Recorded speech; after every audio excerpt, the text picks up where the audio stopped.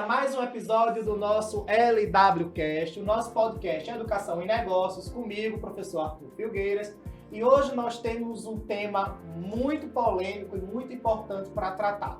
Eu vou começar aqui falando sobre alguns dados de pesquisa que são muito importantes e relevantes. Primeiro, a PUC Paraná Carreiras, ela revelou que 50% das demissões no ano de 2024 ocorreram por questões comportamentais. Outro dado que vai nesse mesmo sentido é o da Consultoria Global de Recrutamento, a Page Personnel, que fala o seguinte: 9 em cada 10 profissionais foram contratados pelo perfil técnico e também desligados posteriormente por questões comportamentais. Mas o que é que tudo isso tem a ver com inteligência emocional? E para eu poder falar sobre isso, eu estou aqui com a minha convidada de hoje, a professora Juliane Rolim, que é psicóloga clínica e avaliativa, especialista em psicologia organizacional e neurociência, mestre em gestão empresarial, professora e coordenadora também do curso de psicologia. A gente conversou aqui que tem outros cursos e projetos e coordenações aí, tanto da Facom, que fica aqui em Arco Verde, e da FIC, que também é uma instituição de ensino superior que funciona no Agreste, na cidade de Garanhuns. Seja muito bem-vinda. Vamos fazer esse bate-papo aqui muito gostoso. E o que é que tudo isso tem a ver com inteligência emocional? Vou passar para ti a bola já e perguntando o que é inteligência emocional. Perfeito. Primeiramente, eu agradeço, Arthur, pelo convite, né, por estar aqui nessa conversa tão boa. Já comecei pedindo café. Professor, gosta de café? Gosta de um cafezinho. Se não tiver café, a gente não funciona. Não funciona.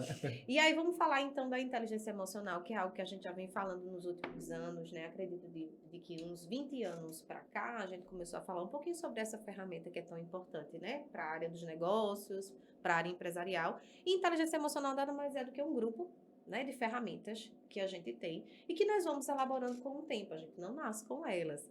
A gente vai absorvendo ao nosso redor algumas competências, algumas habilidades que vão nos mostrando e outras a gente vai aprimorando com o tempo. Então, é um conjunto de habilidades que nos fazem refletir sobre nós, sobre como a gente pensa, sobre como a gente exerce a nossa consciência ou não, sobre o peso de decisões, sobre a forma como a gente leva a nossa vida, o cuidado que a gente tem sobre a nossa saúde mental e também para com o outro. Então, inteligência emocional é uma habilidade que a gente adquire para a gente e que também nós conseguimos projetar para a convivência com o outro. Seria mais ou menos isso. Maravilha. Então, no nosso programa, a gente vai discutir aqui como aplicar esses conceitos e ferramentas de inteligência emocional no ambiente de trabalho, no ambiente organizacional. Como é que tudo isso acontece diante desses dados que a gente apresentou agora? Pensar que a gente está falando aqui de 90% dos desligamentos nas empresas. Foram entrevistados aqui 1.400 gestores de áreas distintas, e é um dado muito significativo, ele é muito expressivo, e quando a gente compara com esse outro dado da PUC também, que traz um número alarmante e mostra como é um cenário que merece atenção. Com toda certeza, né? E já merecia, só que, obviamente, por conta da sistematização do trabalho, a gente foi se perdendo um pouquinho nessas habilidades pessoais. Mas se a gente for, Arthur, pensar em outras pesquisas que também colaboram com essa ideia das demissões, por conta da falta, né, de habilidades ou competências, a gente pode pensar em pesquisas recentes, por exemplo, que trazem categoricamente que 12 bilhões de horas de trabalho foram perdidas por conta de adoecimentos em ambiente de trabalho, como ansiedade e depressão, né? Então, ao mesmo tempo que a gente não tem competências para lidar com o outro, a gente também não tem para lidar com a gente, né? Fica claro isso. E nós estávamos aqui conversando nas coxias, antes da gente começar o programa, e confirmando esses dados, o quanto que a gente, enquanto gestor, já se aproximou desse número, né, nas nossas referências aí, e o quanto a gente precisa começar não só a formar as pessoas, né, no modo geral, trabalhadores, mas os gestores, porque os gestores são os grandes líderes desse espaço. Então, como é que eu tenho competência em inteligência emocional se o meu gestor não tem? É ele que falta, né? A ele que falta essas competências para lidar comigo. Então, eu acredito que a gente precisa começar a formar mais, né? A gente tem já alguns gestores que têm um olhar diferenciado para esse caminho do cuidado de seus trabalhadores, mas precisamos ampliar. Inclusive, a gente tem agora a NR1, né, que foi instituída como obrigatória para que a gente coloque agora, em todo e qualquer processo de trabalho, quais são as condições que me fazem adoecer. E era uma coisa que a gente não tinha antes, né? Por que é que nós estamos olhando para o trabalhador? Por conta do absenteísmo, né? A figura trabalhista, né, do homem nesses ambientes. Agora, antigamente a gente falava muito sobre horários de trabalho. Hoje a gente fala sobre formatos, né? E produtividade. Perfeito. E É? produtividade, é. Eu acredito que esse modelo de trabalho que começou a ser discutido com a pandemia, Uhum. primeiro o modelo home office, depois o modelo híbrido, o retorno para um trabalho presencial, algumas posições e cenários foram ressignificados por um trabalho híbrido, outros 100% home office. Eu acho que toda essa discussão impactou bastante no ambiente de trabalho e a gente viu como a questão da inteligência emocional ela deu uma emergida, ela ficou muito em destaque no processo da pandemia, no período da pandemia, porque a gente precisava lidar com as nossas emoções, com as ansiedades, com um cenário de incertezas, e também a gente precisava lidar com o outro, que também estava passando por questões similares ou diferentes por conta das nossas subjetividades, né? Cada um reage de uma forma a contextos iguais, né? Isso mesmo.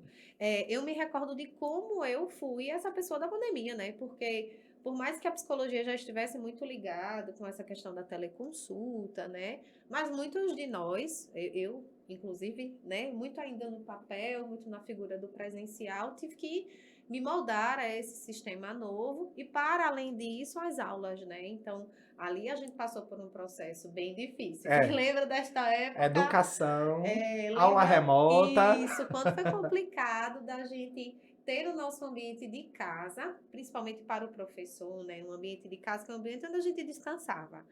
Na casa, o máximo que a gente levava era uma prova para corrigir. E aí, meu ambiente de trabalho está aqui dentro agora? Como é que eu organizo isso? Então, para todos nós foi muito difícil.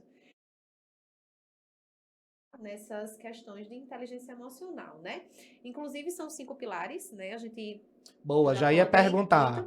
Já ia perguntar quais são esses pilares, esses 5 pilares da inteligência emocional, e quem está aqui nos acompanhando tanto quer saber quais são, como é que pode desenvolver cada um deles, sim, e quais são as ferramentas, dicas, exercícios para o dia a dia, como é que eles aparecem nas empresas, no nosso dia a dia de trabalho. Ótimo. Lá atrás, né, Daniel Goleman trouxe a ideia da inteligência e emocional e ele trouxe esses 5 pilares. Eu digo que os 5 pilares de Goleman é a mãe da inteligência. A base, né? O alicerce, né? Para tudo isso. E muitas outras vieram depois. Não que essa base ela seja única, né? Mas é importante a gente entender o sentido dela. Então, o primeiro ponto que eu trago desses 5 pilares é a autoconsciência, né? Um sujeito autoconsciente, ele tem noção de quem ele é, ou minimamente, né? Minimamente. Porque tem muitos sujeitos autoconscientes que não têm muita noção de si. Mas é o que a gente chama de, aquele cara é muito sem noção, né? Falta esse exercício da autoconsciência. Perfeito. Que aí falta uma terapiazinha, né? Um cuidado a mais. Mas é um sujeito que tem consciência de si, que tem noção de suas ideias, que sabe tomar decisões sem que alguém precise tomar por ele, né? Então, digamos assim, um sujeito minimamente saudável, né? Seria esse autoconsciente. É fácil da gente encontrar. São os sujeitos que estão aí no dia a dia de trabalho. Um ou outro são aqueles que a gente sabe são os sujeitos peculiares que fogem um pouco desse perfil, mas todos nós somos essas pessoas que têm minimamente essa autoconsciência, né? Então, dá para ver rapidinho. Para o que a gente pode fazer para melhorar isso?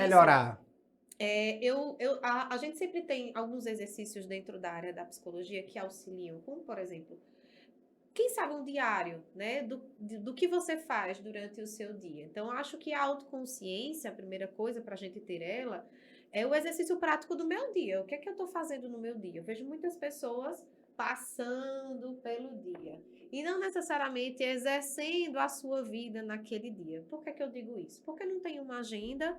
Se tem uma agenda, normalmente a agenda é de trabalho. Poxa, eu tenho uma reunião às 3 horas da tarde, tenho isso, tenho aquilo. E você está onde?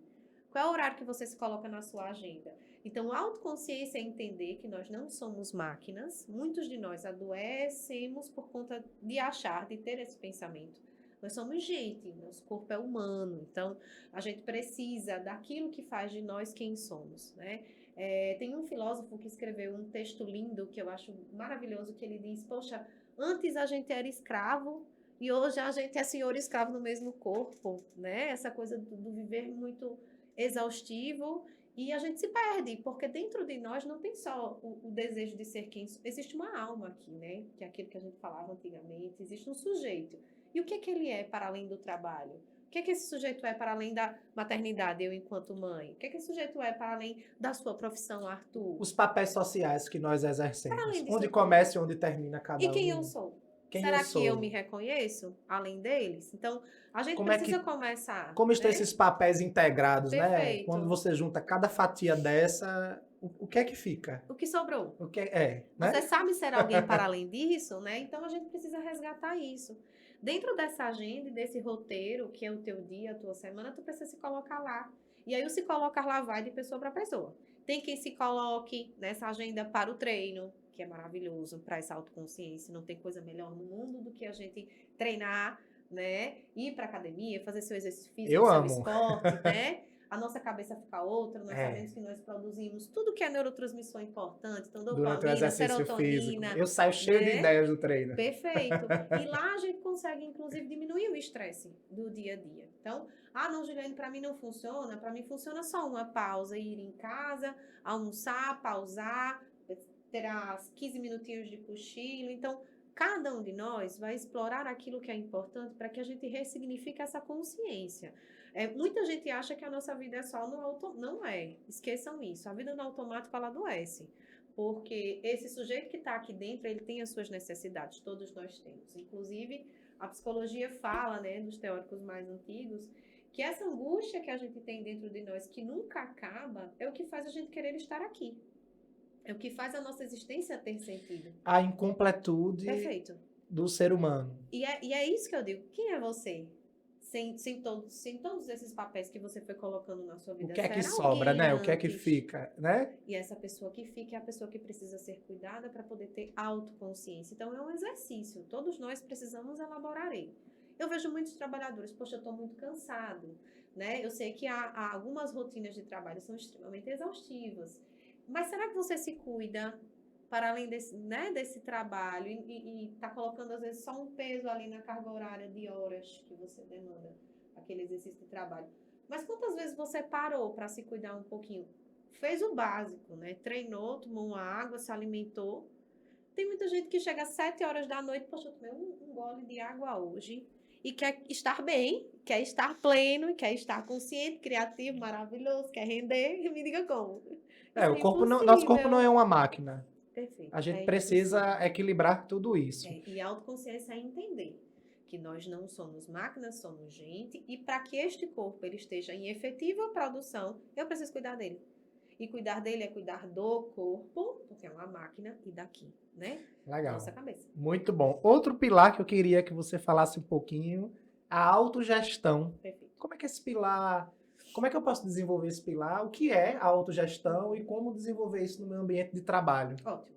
A autogestão, ela tem a ver com a forma como eu vou gerir os acontecimentos ao meu redor.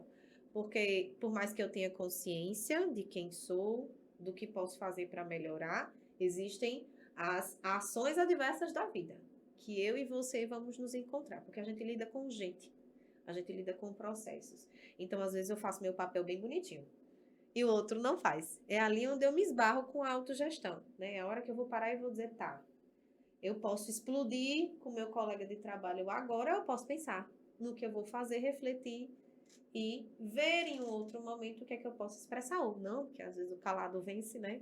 A depender da situação. Então, a autogestão tem a ver com esse olhar, que eu tenho macro, sobre as coisas que acontecem ao meu redor, que podem ser coisas que eu consigo gerir e que eu não consigo. Então, para gerir de forma eficiente, é sempre importante você ter a consciência do que é que eu consigo fazer. O que está na minha mão é o que eu consigo gerir. Minha responsabilidade, minhas decisões, a forma como eu trabalho, a organização com que eu faço tudo isso. O que o outro faz não está na minha mão, concorda comigo? Está na mão dele, então é ele que vai gerenciar. Aí é que está a barreira do ser humano, que a gente quer fazer pelo outro.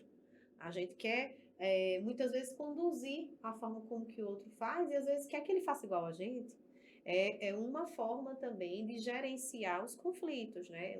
Um dos maiores pilares, eu acredito, que da inteligência emocional é a gente saber lidar com o outro. Mas isso também é uma prática diária, né? É muito importante você saber até onde você pode ir e onde o teu comportamento já não vai. Importante você fazer esse exercício que eu trouxe. O que é que está na minha mão?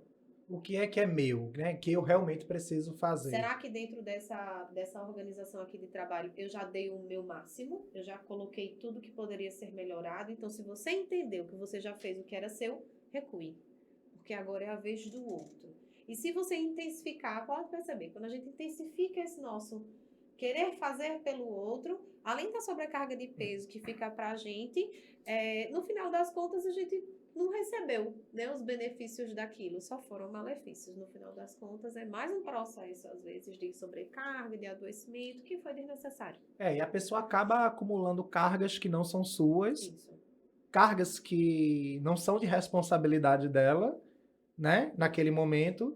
Mas pensando agora, já puxando mais uma, a empatia. Sim. Como é que eu posso relacionar tudo isso com a empatia?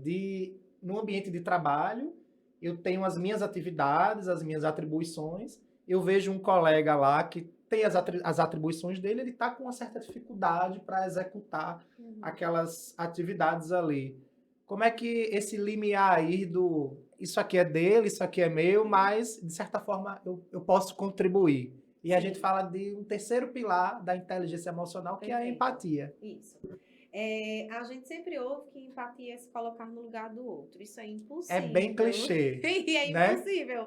Não pode Calçar ocorrer. o sapato do outro. Não dá. Não cabe, né? O lugarzinho não vai me caber. Estar no lugar do outro é muito difícil, minha gente. Nem tentem, a gente não deve nem pensar nessa possibilidade, mas se aproximar da forma como que o outro sente é o que a gente chama de empatia. Estar mais próximo. É poder auxiliar o outro naquilo que talvez ele sinta nas dificuldades que ele tem, mas não fazer por ele. Eu vejo muito o exercício dentro da minha própria casa, né? Minha filha no processo de aprendizagem dela.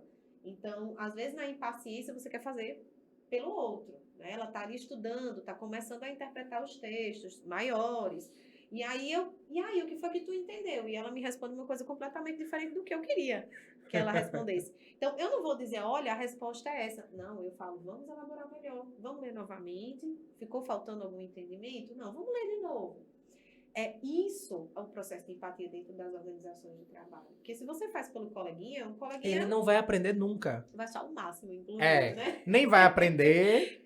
Se for daquele que gosta, né? Que gosta disso, não vai querer fazer e vai estar achando maravilhoso, vai ter alguém que vai estar fazendo por ele, né? Com certeza. Alguém que vai estar fazendo. E a gente sabe que existem perfis e perfis dentro das organizações de trabalho. A gente tem os que fazem o seu trabalho e que fazem mais, que são aqueles que a gente sabe que de fato são pessoas que querem outros lugares, querem galgar outros espaços. Eu e você não estamos onde nós estamos porque a gente fez o básico. Exato, não foi fazendo... Provavelmente a gente faz mais. Não foi se limitando a fazer o que nos era dado que nós chegamos aonde estamos. Perfeito. Exatamente isso. Então a gente sabe que existem esses perfis, né? Que a gente chega em lugares, né, diferentes porque provavelmente a gente fez mais.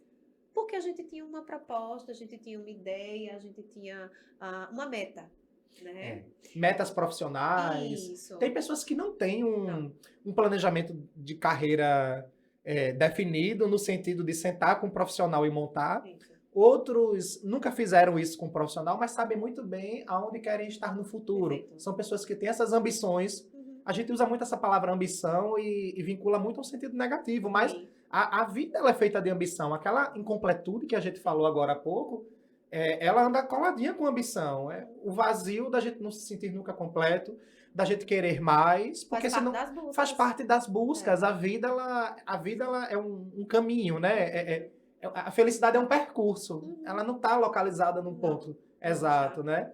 Então, tem essas pessoas que vão ter essa ambição, essa busca, e é nisso que vai haver esse desenvolvimento profissional. Tem esse perfil profissional que a gente encontra dentro das empresas, e são as pessoas que geralmente vão galgando essas posições. E aí esse perfil é aquele que normalmente Algumas pessoas que não têm essa ideia, estão muito bem localizados onde estão, vão se segurar.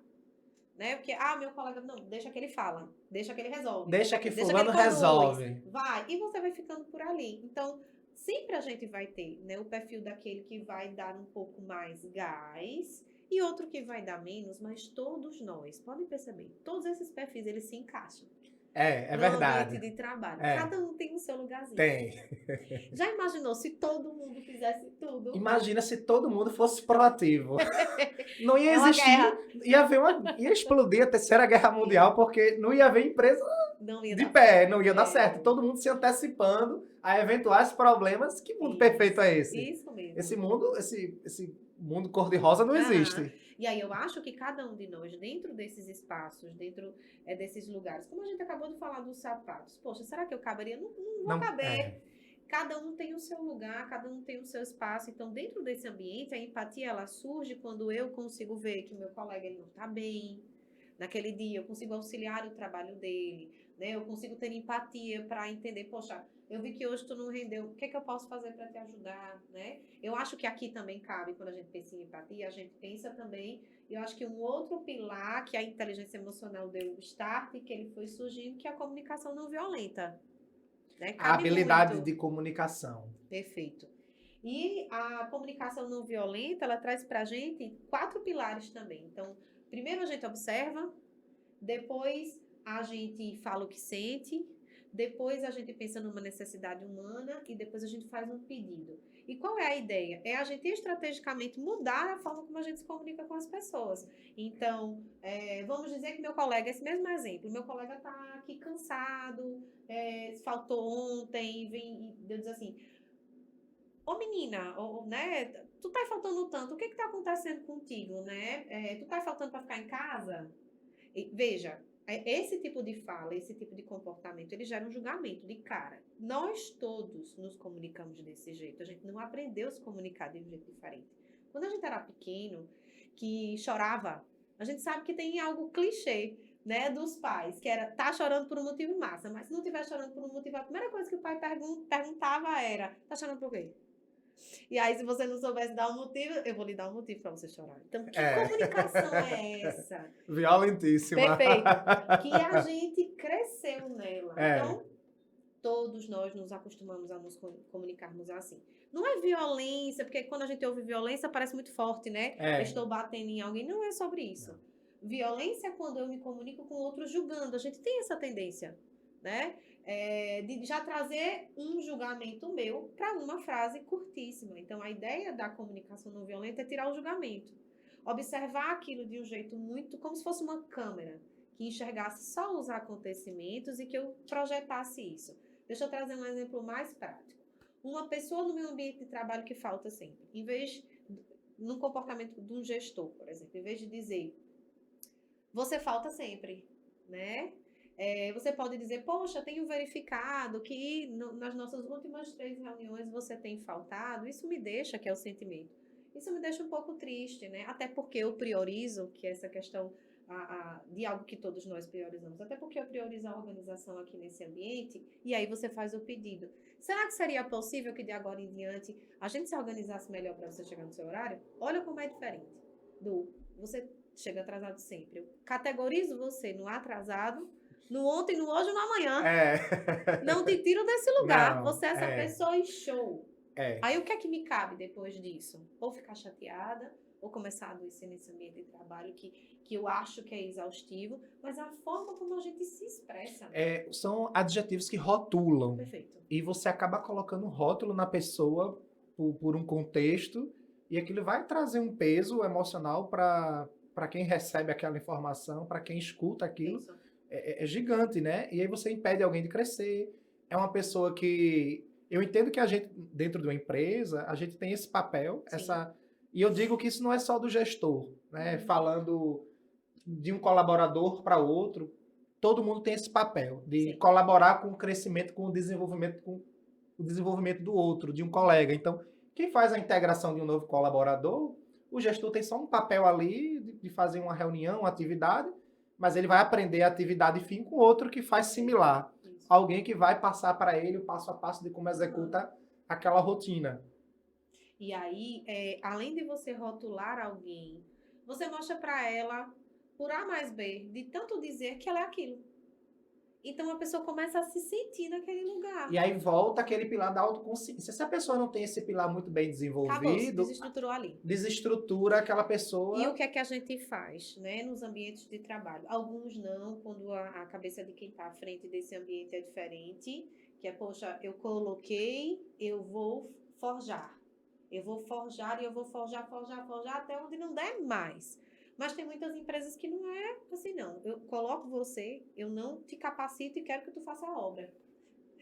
E aí, o que é que ocorre em empresas como essa? Se eu tenho esse comportamento com o meu colaborador, ele vai começar a demonstrar o quê? Aquilo que eu acho que ele é, que eu já julguei por um comportamento ou outro, porque vez por outra pode acontecer, né? Comigo, com você, com qualquer outra pessoa. E ali vai se criando um ambiente, né, para o colaborador de extrema exaustão, esse colaborador adoece, não vem mais para o trabalho, pronto. Já entra naquela estatística que eu trouxe, né, das horas de trabalho que foram Exato. perdidas pelos adoecimentos. Então a gente chega no último pilar agora. Eu quero pegar esse ganchinho para falar da motivação. Sim. Então as pessoas entram nas empresas para trabalhar, todo mundo conhece isso. É bem clichê, né? Aqui é uma família, todo mundo é feliz, Muito bom. todo mundo aqui se ajuda, todo mundo colabora. A pessoa chega, cuspindo fogo, segurando 10 pratos nas mãos, numa energia lá em cima. Sim. Aquilo que a gente fez, eita, esse cara aí tá motivado para trabalhar. Mas o que é motivação dentro do conceito da psicologia? Sim. Como pilar da inteligência emocional? Ótimo. A gente chama de automotivação, né? Porque dentro desse contexto existem motivações diferentes. Então, existem as extrínsecas e as intrínsecas, né? As extrínsecas, normalmente, no ambiente de trabalho é o quê? Salário, né? Aquilo que faz com que eu goste daquela minha função, para além do exercê-la.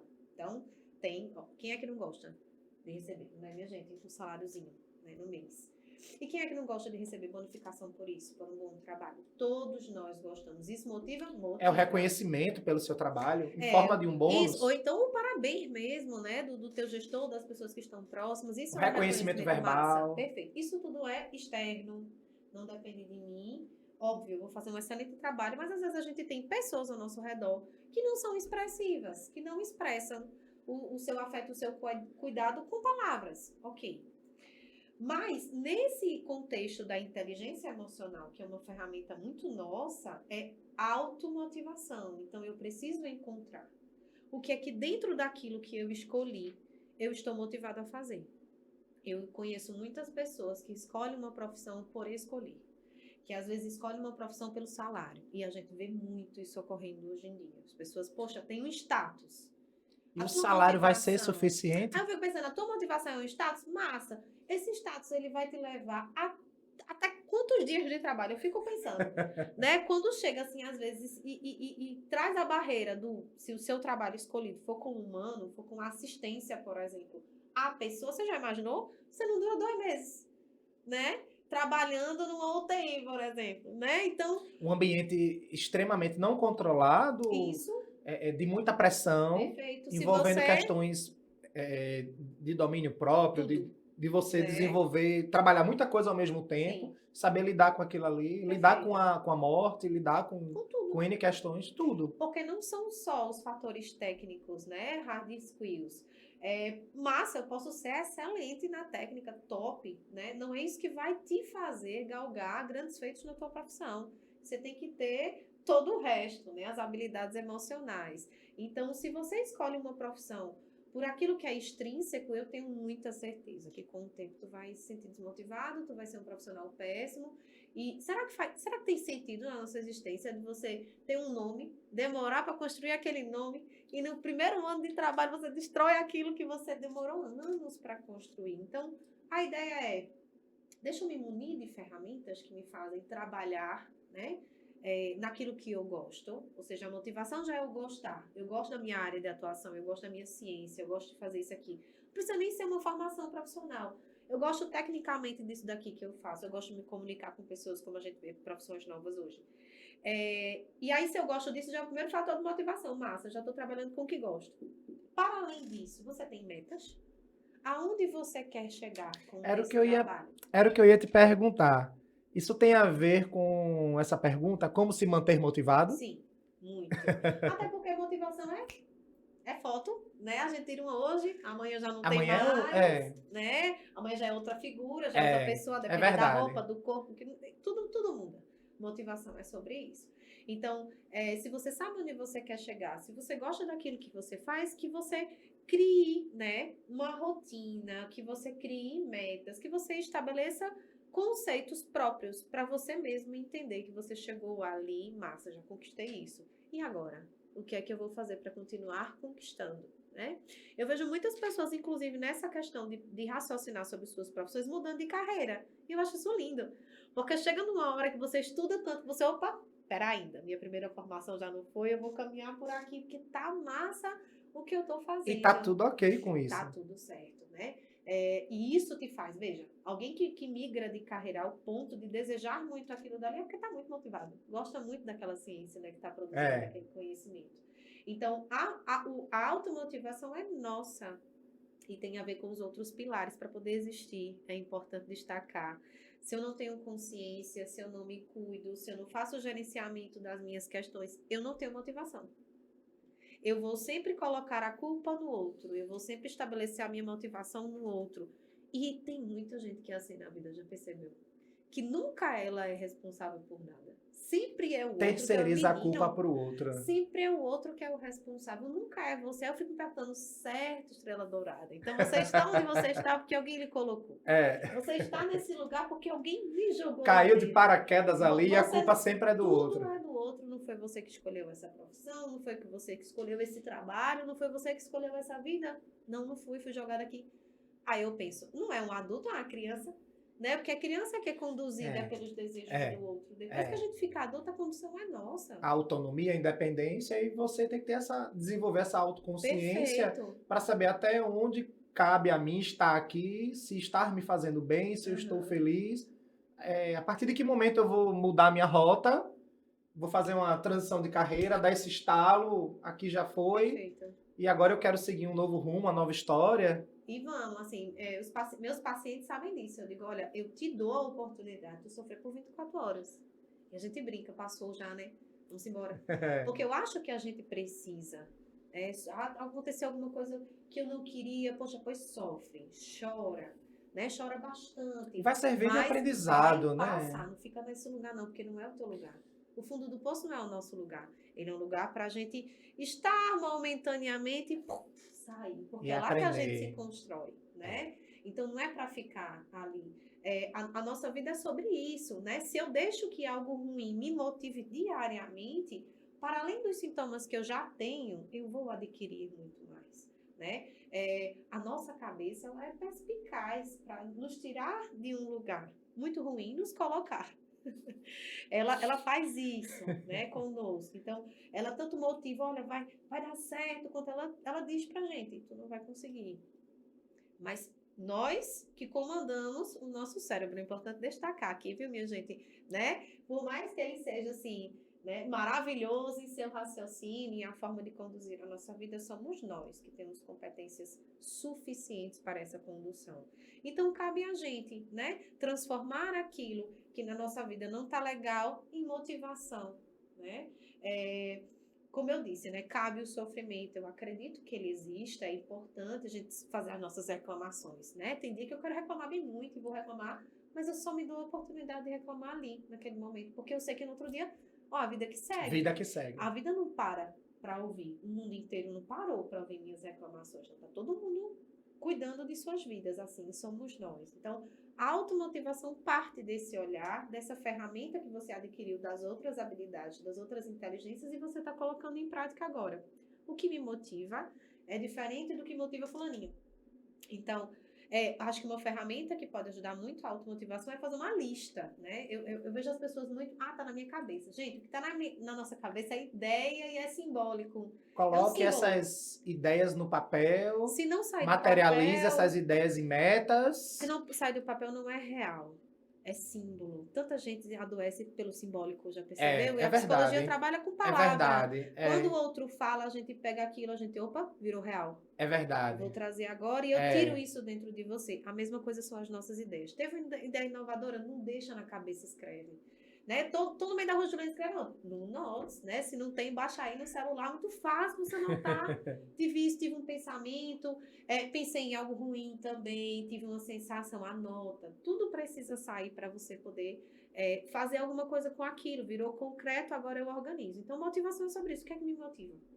Coloca os pontos que te fazem ser feliz. E aí é importante voltar para a nossa conversa inicial. O que me faz feliz não é só o que me motiva no meu ambiente de trabalho, não é só o que me motiva no meu relacionamento, não é só o que me motiva nas minhas expressões. Eu, enquanto pessoa, gosto do quê? Né? Eu me motivo como? Então, essa ideia de voltar para si no meio do dia é importantíssima. Essa coisa de horas e horas a fio só elaborando ali aquele trabalho leva a gente para um mundo que não somos nós. Pausas, elas existem para isso. Por que que a gente sempre diz, olha, faz uma pausinha, vai para o método Pomodoro, por exemplo, né? Que é um dos melhores métodos hoje de estudo. Por que é que a gente não faz mais como eu fazia? Eu ficava horas a fio estudando, achava aquilo o máximo. Todo mundo ao redor achava, né, que era o melhor método. Nunca foi. O melhor método é estudo um tempo, pausa. Estudo um tempo e pausa. Então, pausas de 5 minutos a cada, né, uma hora de trabalho, pausas de 15 minutos. E a Juliana, no meu trabalho eu não posso pausar, todo mundo pode. Seu trabalho você vai dar uma pausadazinha ali, de 5 minutos, para fazer o quê? Parar um pouquinho ali o serviço que você está fazendo. Pode ficar onde você está, não precisa se levantar, mas por que não levantar, ir ao banheiro, tomar uma água? Isso já é sair um pouquinho daquela exaustão. Mudei até o olhar, né? Sobre as coisas, retomo, sento, respiro e vou e embora. volta para as atividades. Muito bom, Perfeito. muito bom. A conversa tá maravilhosa, a gente já está chegando aqui ao final.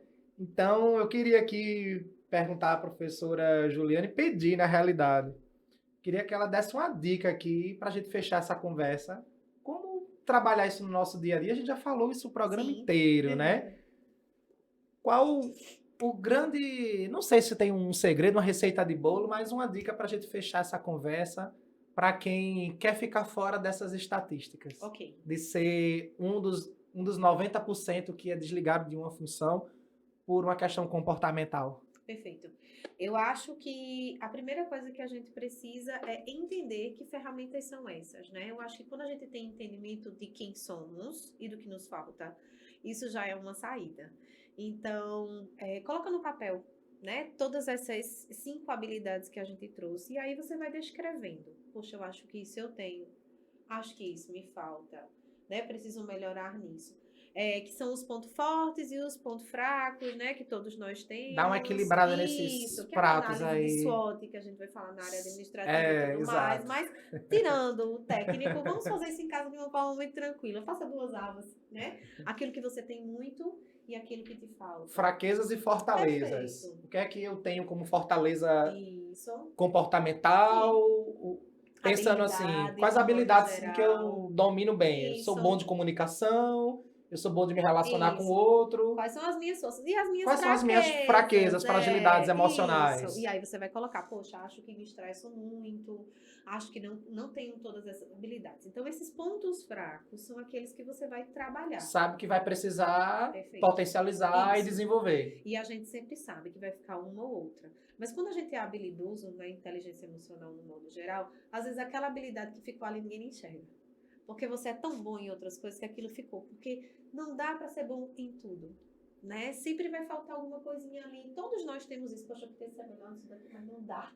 Porque eu já sou muito bom em outras coisas. E é como a gente falou agora há pouco, a empresa precisa desses perfis. Todos são complementares. Perfeito. Alguém vai ser extremamente antecipado a problemas e vai estar lá sempre a posto para resolver. Aquele outro vai ser mais metódicozinho de Sim. fazer só o dele e para ele tá ótimo. E para a empresa também. E para a empresa também. E ele não, e para eles aquilo tá bom. Tá ótimo. Nem todo mundo quer estar sendo promovido, quer mudar de cargo. Isso. Tem pessoas com esse perfil. Tem aquelas que vão querer passar a carreira dela inteira naquela posição e são Porque felizes. gosta do trabalho burocrático, rotineiro, acha massa. E tem gente que não, que vai correr, que vai não, quero E isso tá todo tudo dia, ok não. com isso, São os né? E tá tudo bem, perfis, são né? perfis diferentes, Isso. exato. E aí eu acho que trazer para o papel isso, né? Configurar aquilo que você acha que pode melhorar e começar a estabelecer metas para você. Não tem como a gente ter inteligência emocional se a gente não se conhece, se a gente não se cuida. Então, aquilo que eu trouxe de se cuidar, de cuidar da sua saúde, de cuidar da sua mente. Poxa, eu não tenho condições hoje de fazer uma terapia, psicoterapia, mas a gente tem várias, né, condições diferentes, né, de valores diferentes para fazer terapia. Ah, também mesmo assim não tenho condições, beleza. Então vamos pensar em algo que é terapêutico, habilidades outras que estão além disso tudo, sei lá, algo que você coloque um hobby, né? Eu sempre chamo, né, coisas terapêuticas de hobby. Atividade física, uma corrida, Às uma vezes uma academia, pintura, um negócio uma assim, né? Uma coisa pintura, mais simples, que não seja é, sair de casa, mas eu acho que te leve para um ambiente que não seja esse. montar um quebra-cabeça de É 200 mil tudo peças, pensar de forma elaboradíssima. desenhar. No ambiente de trabalho. A gente precisa dessas coisas também. A nossa cabeça precisa começar a pensar em uma rota alternativa.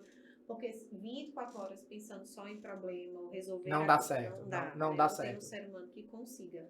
E vou dizer novamente, a psicologia ela já entrou nesse padrão de reconhecimento, a neurociência explica isso muito bem. Não há nada em nós que a gente não consiga mudar a partir do desejo da mudança. Então, se você deseja ser, né, esse sujeito que precisa dessas habilidades, Juliane, poxa, eu estou no meu ambiente de trabalho, mas sei lá, eu não sei, eu acho que eu não sou visto. Aí eu fico pensando, será que você está fazendo o mesmo do mesmo ou você está fazendo algo diferente? Pensa Autoconsciência, nisso. pensar nesse Poxa, estalo. o que é que eu poderia fazer aqui para talvez meu gestor me enxergar nesse lugar? Não precisa atropelar ninguém, importante destacar, tá, minha gente? A gente chega no nosso lugar sem precisar tirar ninguém dali.